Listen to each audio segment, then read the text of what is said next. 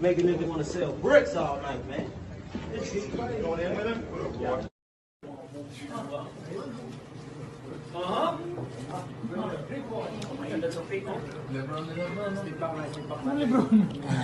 James Harden uno. Ha? Lebron na din dyan, senador. Who won? Who won, Brunner? Who won the fight? Pacquiao won the fight? Pacquiao? Pacquiao? Won the fight? Yo, AB called me, bro. I just lost 100K. Yo, what the fuck? Yo, y'all not playing with me? Please tell me y'all playing with me. Pacquiao won the fight? By decision? Pacquiao, yo, get the fuck, yo, AB, call me, bro. You had me post that flyer, yo.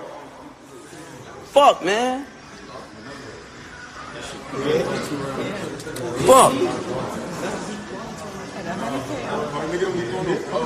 Yo, Pacquiao won for real?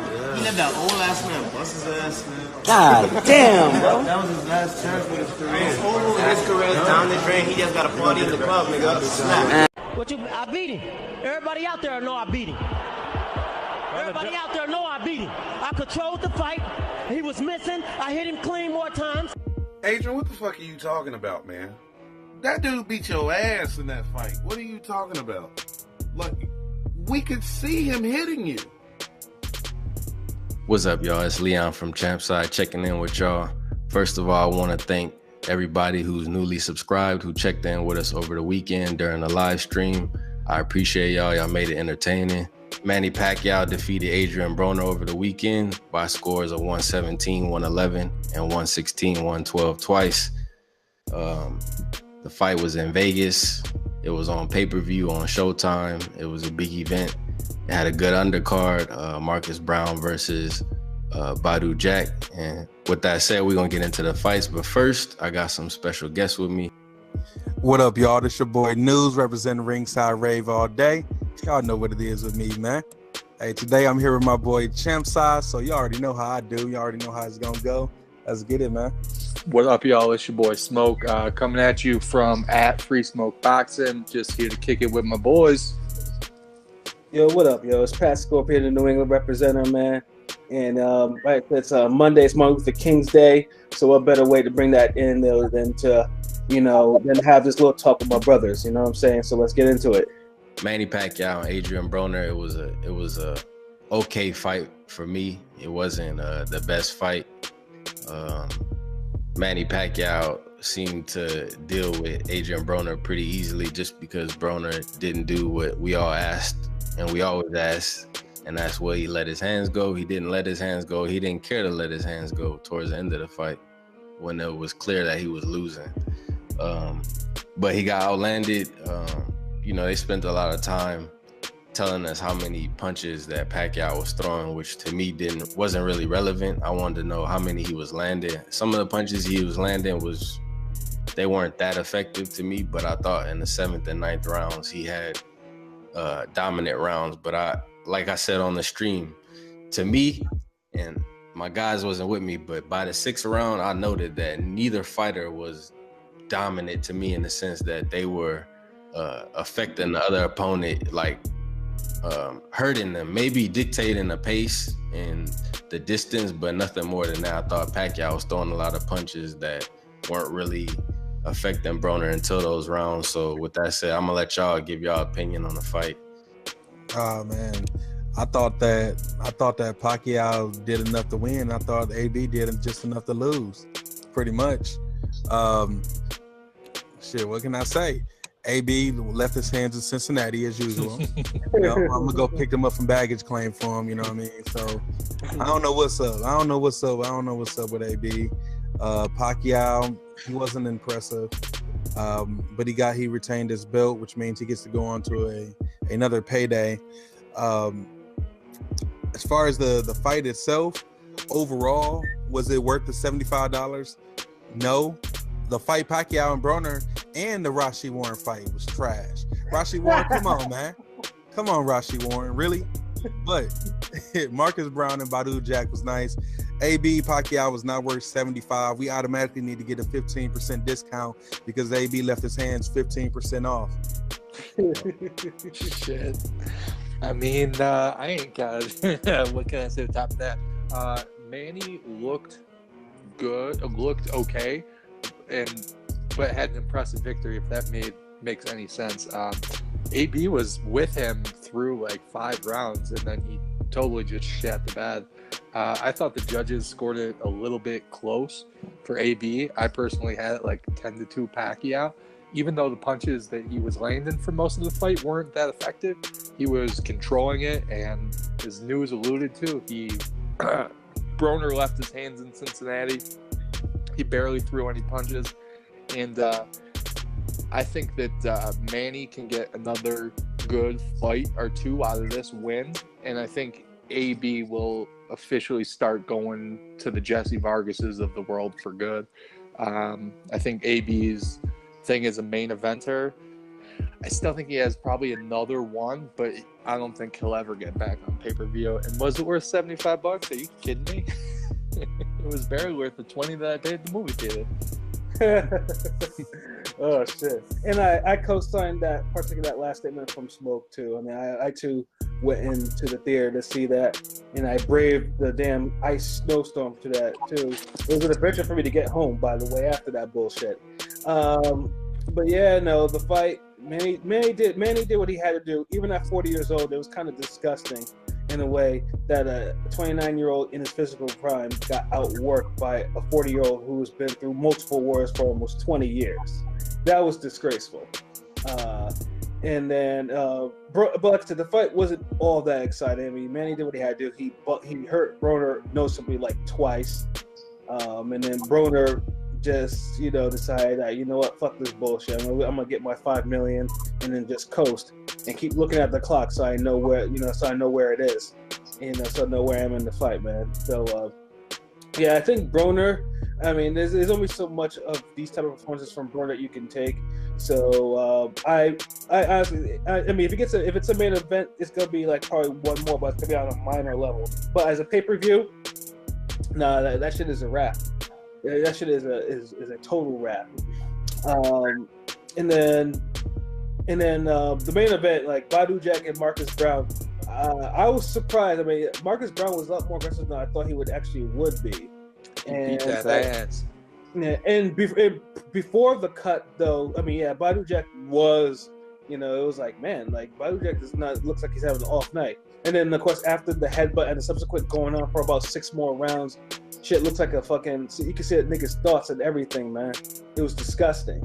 Yeah, Warner should have stopped that shit. Oh, they should have stopped it. There was no, because he was already losing before the headbutt. He was getting outboxed.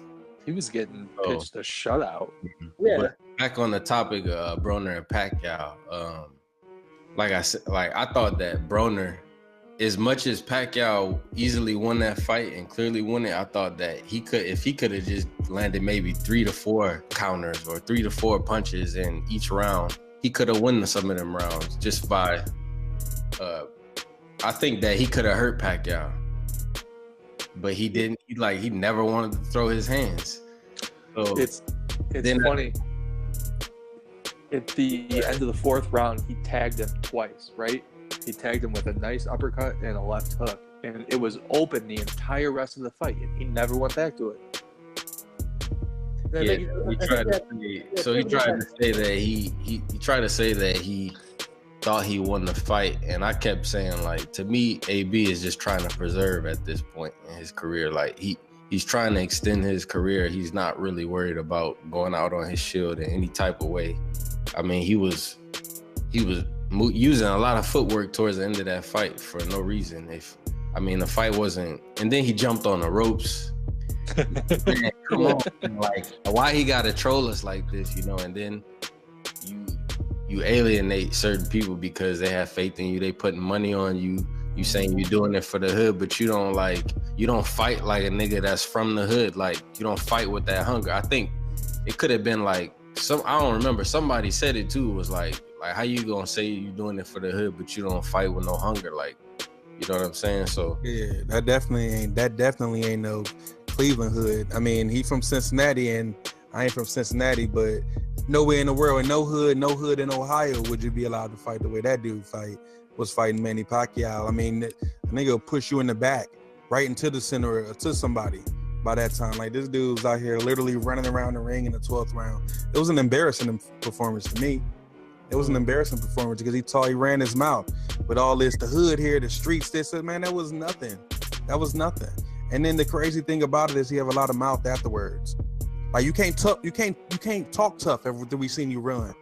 You can't talk tough after running. I mean, You know what I mean? All you did is showed off that you worked on your stamina. You was able to run around a little longer. We thought that maybe AB would, if he fight a guy that's smaller than him, that he'd, bring that work to him, let his hands go. No, all he did was just show that he worked on his cardio. That's probably the thing. Maybe that's the thing. Maybe the reason he was so flat-footed and put so much work in and stood there and traded with people is because he didn't have the cardio to actually run like he did Saturday. He was saving it for the late rounds of the fight. Yeah, like he couldn't run. He couldn't run 3-4 fights ago, so he had to stand there flat-footed with his legs and a half split, trying to throw punches at you. He had to. Now with Kevin Cunningham, he's able to float around a little longer, so he runs more. So I was actually surprised that Kevin Cunningham was not screaming at him after like the 6th round. Man, I think Broner no one can reel Broner in that corner. I think Cunningham just totally relinquished his control over the whole situation to Broner, and that's the reason why. And Cunningham at this point is just he's a trainer, but just in like name, but not in like actual training. I don't think he does too much anymore. I think Broner runs his camp the way he sees fit, doesn't take criticism. He's not the first fighter to do it, obviously, but I think that's what happened. And that's why he's gotten progressively worse. It's terrible. Like, it's terrible that someone that like is just wasting his talent like he is. Yeah. So, I mean, I think Broner can still fight certain fighters, and people always going to support him. Like I was saying on my stream, I said that people rock with Broner for stuff outside of boxing, and that's what certain boxing fans don't understand. They think that they can't understand why people still support him. But he's in, hip hop culture. He's in all kind of music culture. So I mean, he's in all kind of different stuff.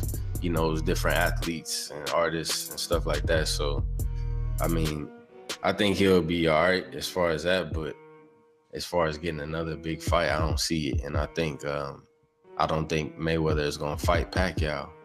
So Mayweather was there. They tried to put Mayweather on the spot twice, I think, and try to get him to basically sign up right there on the cameras to fight Pacquiao. That was Jim Gray. By the way, I also commented on Jim Gray, getting in the ring with Broner and saying, oh, we could do this the professional way, or we could do it not at all. And I had to say, like, dude, you, in the grand scheme of things, you're not relevant. Just ask the questions. Like, don't try to punish or teach a fighter like he's a child in the ring. You know what I mean? Like, after his fight, just don't do that shit. Like, that's whack. So I know I'm ranting, but yeah, man. So I mean, I'm fine with the fight. To me, the fight, like I said, it was average. It wasn't that great to me. I thought Pacquiao could have did more. I thought Pacquiao easily could have ended that shit in the 9th. Nah, not with the way AB was holding on. No, I mean, one thing AB does though, I mean, his defense. He's going to see it, and he's going to not getting tagged. So I mean, he's a hard guy to hit clean. Yeah, I think it was funny during that broadcast was, I think, the first time that I had heard an announcer, and it was Al Bernstein actually that said it, that Broner can't go from offense to defense. I was like, damn, I remember saying that like 5 years ago. I mean, or when did he lose? 6 years ago? Something like that. 2013. Yeah. But I think I speak for a lot of people when I say Mayweather Pacquiao 2, if it happened, do we even want to see that shit? I honestly don't have any interest in it at this point. I really don't. Depends on the co-main for me. I'm not gonna lie and say I wouldn't. If you can give me not Earl Spence, but if you can give me a AB or somebody in the co-main, or just somebody, because that card would have a lot of money behind it. So if you can give me a good co-main, I like it. A fight that we normally wouldn't see, like how Danny Garcia, Lucas Matisse. I need a fight like that underneath it. I need a like a Benavidez, Caleb Plant. Nah. Better. Nah, I need a little more. I mean, that's a dope fight. Nah, that could be an opener. That's a Showtime fight. I'm talking about a main event type fight that we need to see, like even a Leo Santa Cruz, Gary Russell Jr. type of co-main event. Like I'd like to see that. I don't think Pacquiao's gonna fight the Garcia Spence winner either. I could see him fighting Mikey. Or Thurman for that matter, because I mean that's a fight. I mean Thurman has the super WBA belt. I mean it's a fight that I think they both want. You know, provided how Thurman looks against Josecito Lopez this coming weekend. I mean I could definitely see that happening more than the Garcia fight. Once again, y'all, this your boy News representing Ringside Rave all day. Y'all know what it is with me, man. Hey, shout out to Champside for bringing me on the show, man. I appreciate it. You can find me at Ringside Rave on Twitter. You can also find me on the Late Night News, my show, which I host. Also, you can tune into the Fade Hour podcast just every Wednesday night. You find us on iTunes, Spotify, Podomatic, Google Play, wherever, you know what I mean? You can see me out on the street. I don't know. You can see me anywhere. See me on the plane. I mean, I feel like Where's Waldo? You know what I mean? What up, y'all? It's your boy Smoke. Thank you to my boy Champside for having me on. You can always catch me on Twitter and Instagram at Free Smoke Boxing. You can hear me occasionally on the Late Night News and always on the Fade Hour. Yo, what's good, man? It's Pat Scorpio, representative, and salute to Champside for having me on here. And as always, man, if you need to try to find me, just type in PA just in your favorite search engine, and the shit will follow after that, man. But yeah, I mean that's how you can find me. But I'm on Ringside. I have Ring Gang Radio. I have all types of stuff, man. And I be at these fights. So yeah, man, that's how you can find me. As always, thank y'all for your time. Subscribe, like, comment, share at the Champside on YouTube, Instagram, Twitter, Facebook. I'll holla at y'all.